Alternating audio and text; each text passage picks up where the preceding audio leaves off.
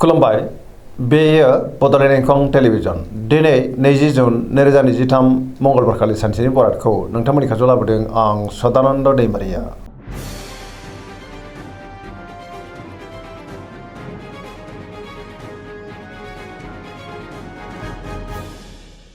सिगां फरायथि लादों मेष राशि गिबि हांखो अ ल दिनैनि साना जोबोद मोजां गोदान खामानियाव दिनै आखाइ होजेननो हागोन गोथों आरो गोग्गो साननो रोंगोन गियाननि आंखाल जानाय नङा मोनफ्रोमबो बिथिङावनो जाफुंसारगोन मावनो लानाय खामानिखौ थि समावनो मावफुंनो हागोन गोसोआ दिनै जोबोर खुसि जागोन देहाया मोजाङैनो थागोन अब्लाबो नाथाय जानाय लोंनायाव सांग्रां जानांगोन रांखावरियाव मोजां बेफार फालांगियावबो दिनै जोबोर मोजां मुलाम्फा मोननो हागौ गुबुननि थाखाय गोबां मोजां खामानि मावनानै होनोबो हागोन सोरजोंबा हेफाजाब होजागोन न'खराव अननानै फैगोन बिदा फंबायनिफ्राय थोजासे हेफाजाब मोननोबो हागौ गुबुननि गोसोखौ दिनै गोरलैयैनो बोनोबो हागोन गोसोनि बोलोआबो बांनो हागौ समाजाव मान मोनगोन लाइमोनफ्रा जोबोर रमान्टिक जागोन आरो गावबा गावनि गोसोनि साननायफोरखौ फोरमायलायनोबो हागोन पजिटिभ एनार्जिनि गोहोम गोग्लैगोन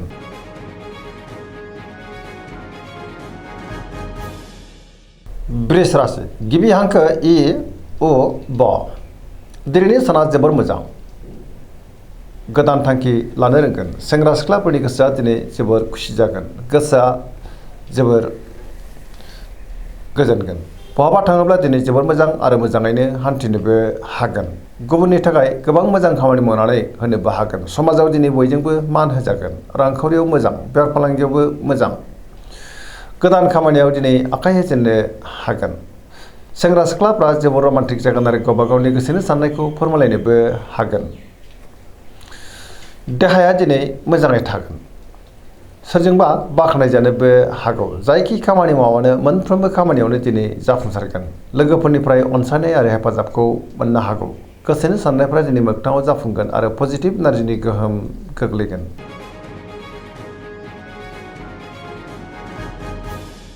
मिथुन राशि गिबि हांखो ख स दिनैनि साना मोजां आरो गाज्रिनि गेजेरजों बाबेलांनो हागौ गोसोनि साननायफ्रा देबारनांगोन गुबुननि थाखाय नाङा फाङा जेंनायाव गोग्लैनानैबो हागौ नेगेटिभ एनार्जिनि गोहोम गोग्लैनोबो हागौ समाजाव लोगो लेवा बांनो हागौ अब्लाबो नाथाय थार लोगोनि आंखाल जानोबो हागौ मोनफ्रोमबो बिथिङावनो सांग्रां जानांगोन गोनो गोथो साननायबो फैनो हागौ गोसोआ दिनै जोबोर उसुखुथु जागोन देहाया बारा मोजां थानाय नङा गोबां रोखोमनि देहायारि जेंनाजों मोगा मोगि जानांनोबो हागौ रांखावरियाव मोजां बेफार फालांगियावबो मोजां होनजायो न'खराव बिसि फिसायनि गेजेराव अननानै फैगोन मावनो लानाय खामानिखौ मावफुंनायाव माबा नङा माबा मोनसे गोरोन्थिबो जालांनो हागौ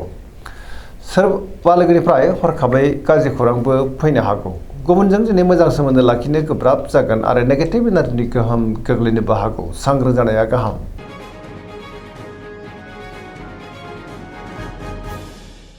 कर्कट राशि गिबि हांखो ड ह दिनैनि साना जोबोर मोजां गोसोखौ दिनै जोबोर गोजोननाय मोनगोन बहाबा हान्थिनो एबा दावबायनो खाबु मोननोबो हागौ सोरबा लोगोजों बाख्नाय जानो हागौ गोसोनि साननायफोरा दिनै मोगथाङाव जाफुंगोन गोसोआव पजिटिभ साननायबो फैनो हागौ मावनो लानाय खामानिखौ थि समावनो आरो गोरलैयैनो मावफुंनोबो हागोन रांखावरियाव मोजां अब्लाबो नाथाय खरसायाबो बांनो हागौ बेफार फालांगियावबो दिनै जोबोर मोजां मुलाम्फा मोननो हागोन न'खराव बिसि फिसायनि गेजेराव अननानै फैगोन समाजाव दिनै लोगो लेवा बांनोबो हागौ देहाया मोजाङै थागोन गुबुननिफ्राय थोजासे हेफाजाबबो मोननो हागौ सोरबा लोगोजों बाख्नाय जानो हागौ फरायसाफ्रा दिनै फरायनायाव गोसो दुंखांगोन आरो मोजां फिथाइ मोनगोन गुबुननि थाखाय गोबां मोजां खामानि मावनानै होनोबो हागोन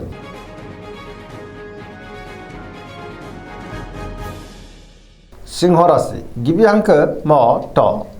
दिनैनि साना जोबोर मोजां गोसोखौ दिनै जोबोर गोजोननाय मोनगोन मोनफ्रोमबो बिथिङावनो जाफुंसारगोन गियाननि आंखाल जानाय नङा गोथों आरो गोग्गो साननो रोंगोन पजिटिभ साननाय फैगोन मावनो लानाय खामानिखौ थि समावनो आरो गोरलैयैनो मावफुंनोबो हागोन सोरजोंबा बाख्नाय जानो हागौ लोगोफोरनि हेफाजाबखौ मोननो हागौ बहाबा दावबायनो एबा हान्थिनो खाबु मोनगोन आरो मोजाङैनो हान्थिनोबो हागोन रांखावरियाव जोबोर मोजां बेफार फालांगियावबो दिनै जोबोर मोजां मुलाम्फा मोनगोन गोसोनि साननायखौ गुबुननो फोरमायनोबो हागोन न'खराव अननानै फैगोन गुबुननि थाखाय मोजां खामानि मावनानै होनो हागोन देहाया दिनै मोजाङैनो थागोन अब्लाबो नाथाय जानाय लोंनायाव सांग्रां जानांगोन लाइमोनफ्रा दिनै जोबोर रमान्टिक जागोन आरो गावबा गावनि गोसोनि साननायखौ फोरमायलायनोबो हागोन।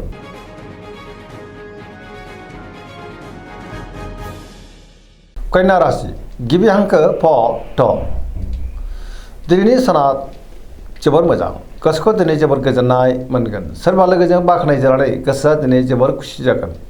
मोनफ्रोमबो बिथिङावनो जाफुंसारगोन गुबुनजों मोजां सोमोन्दो लाखिनोबो रोंगोन गोसोआव गोथों आरो गोग्गो साननाय फैगोन गियाननि आंखाल जानाय नङा बहाबा थाङोब्ला दिनै जोबोर मोजां आरो मोजाङैनो हान्थिनो हागोन बेफार फालांगियाव जोबोर मोजां रांखावरियाव जोबोर मोजां होनजायो देहाया दिनै मोजाङैनो थागोन गुबुनजों मोजां सोमोन्दो लाखिनो हागोन गोबां मोजां खाबुबो दिनै मोननो हागौ गोसोनि साननायफ्रा मोगथाङाव जाफुंगोन आरो पजिटिभ एनार्जिनि गोहोम गोग्लैगोन सेंग्रा सिख्लाफ्रा दिनै जोबोर खुसि जागोन।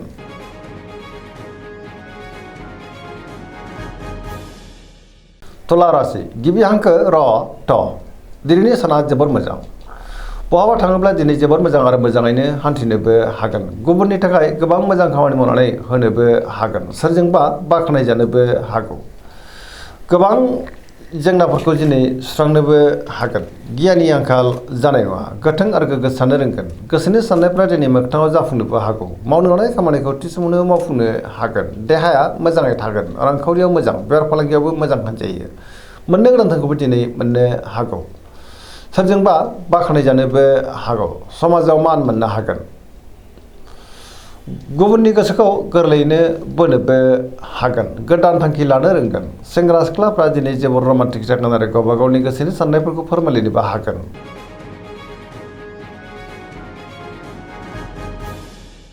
वृश्चिक राशि गिबि हांखो न स दिनैनि साना मोजां आरो गाज्रिनि गेजेरजों बाबेलांनो हागौ बयजोंबो गोरोबनो गोब्राब जानोबो हागौ गुबुननि थाखाय नाङा फाङा जेंनायाव गोग्लैनांनोबो हागौ नेगेटिभ एनार्जिनि गोहोम गोग्लैगोन गोसोआव गोनो गोथो साननाय फैनोबो हागौ समाजाव लोगो लेवा बांगोन मावनो लानाय खामानिखौ मावफुंनो हागोन गुबुननिफ्राय हेफाजाब मोननोबो हागौ गोसोनि साननायफ्रा नाथाय अब्लाबो देबर नांनोबो हागौ गोसोनि बोलोआ लोरबां जागोन समाजाव मान मोननो हागोन न'खराव अननानै फैगोन रांखावरियाव दिनै बारा मोजां नङा आयनिख्रुइ खरसाया बांसिन जानोबो हागौ बेफार फालांगियावबो बारा मोजां नङा होनजायो देहाया मोजाङै थागोन अब्लाबो नाथाय जानाय लोंनायाव सांग्रां जानांगोन सोरबा लोगोनिफ्राय थोजासे हेफाजाबबो मोननो हागौ।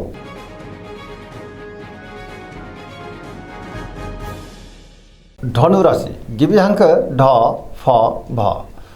दिनैनि साना बारा मोजां नङा गोसोखौ दिनै जोबोर गुलाय गुजाय मोनगोन गोबां रोखोमनि जेंनाजों मोगा मोगि जानांनोबो हागौ गोसोआव गोनो गोथो साननायबो फैनो हागौ गोसोनि बोलोआ लोरबां जागोन मावनो लानाय खामानिखौ थि समावनो आरो गोरलैयैनो मावफुंनोबो गोब्राब जानोबो हागौ रांखावरियाव मोजां बेफार फालांगियावबो मोजां होनजायो नाथाय अब्लाबो सांग्रां जानांगोन सोरजोंबा थगायजानोबो हागौ देहाया मोजाङै थागोन अब्लाबो नाथाय जानाय लोंनायाव सांग्रां जानांगोन नेगेटिभ एनार्जिनि गोहोमबो गोग्लैनो हागौ।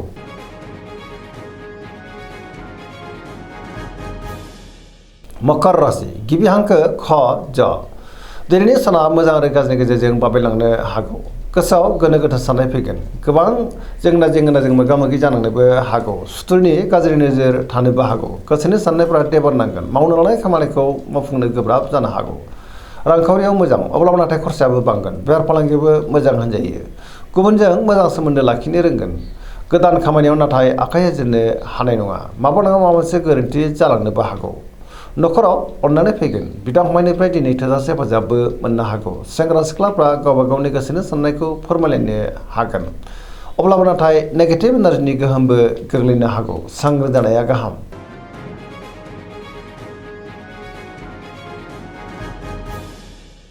कुम्भ राशि गिबि हांखो ग स दिनैनि साना मोजां आरो गाज्रिनि गेजेरजों बाबेलांनो हागौ गुबुनजों रायखोमा जानोबो हागौ न'खराव अननानै फैगोन अब्लाबो नाथाय थार लोगोनि आंखालबो जानो हागौ गोसोआ दिनै जोबोर गलाय गुजाय जानोबो हागौ मावनो लानाय खामानिखौ मावफुंनायाव माबा नङा माबा मोनसे हेंथा फैनोबो हागौ सोरबा लोगोनिफ्राय हरखाबै गाज्रि खौरांबो फैनो हागौ समाजाव मान मोननो हागोन गोबां मुंदांखा सुबुंजों दिनै लोगो मोनज्लायनोबो हागौ रांखावरियाव मोजां अब्लाबो नाथाय खरसाया बांगोन बेफार फालांगियाव मोजां देहाया बारा मोजां थानाय नङा गोबां रोखोमनि देहायारि जेंनाजों मोगा मोगि जानांनोबो हागौ गुबुननि थाखाय नाङा फाङा जेंनायाव गोग्लैनांनोबो हागौ। सांग्रां जानाया गाहाम। नेगेटिभ एनार्जिनि गोहोम गोग्लैगोन।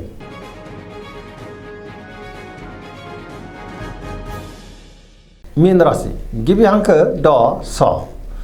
दिनैनि साना मोजां आरो गाज्रिनि गेजेरजों बाबेनलांनो हागौ। गोसोनि साननायफ्रा देबारनांगोन। गुबुननि थाखाय नाङा फाङा जेंनायाव गोग्लैनांनोबो हागौ। गोसोआव दिनै गोनो गोथो साननाय फैगोन। मावनो लानाय खामानिखौ मावफुंनो हागोन। अब्लाबो नाथाय माबा नङा माबा मोनसे गोरोन्थिबो जालांनो हागौ। देहाया मोजाङैनो थागोन। रांखावरियाव मोजां। बेफार फालांगियावबो मोजां। सोरजोंबा रायखोमा जानो हागौ। न'खराव अननानै फैगोन। लाइमोनफोरनि गोसोआ दिनै जोबोर रमान्टिक जागोन आरो गावबा गावनि गोसोनि साननायखौ फोरमायलायनोबो हागोन। धोरोमारि बिथिङावबो दिनै गोसो दुंखांनो हागौ। फरायसाफ्रा दिनै फरायनायाव गोसो दुंखांगोन आरो मोजां फिथाइ मोननोबो हागोन। दिनैनि राशि फरायनाया एसेनोसै। जोबनायाव बेखौनो खावलायो जाहाथे नोंथांमोना सानफ्रामबो जोंनि बे बड'लेण्ड इंखं टेलिभिजनखौ नायबाय थायो आरो साबस्क्राइब खालामो, लोगोसे लाइक खालामो आरो शेयार खालामो। एसेनोसै, गोजोन्थों।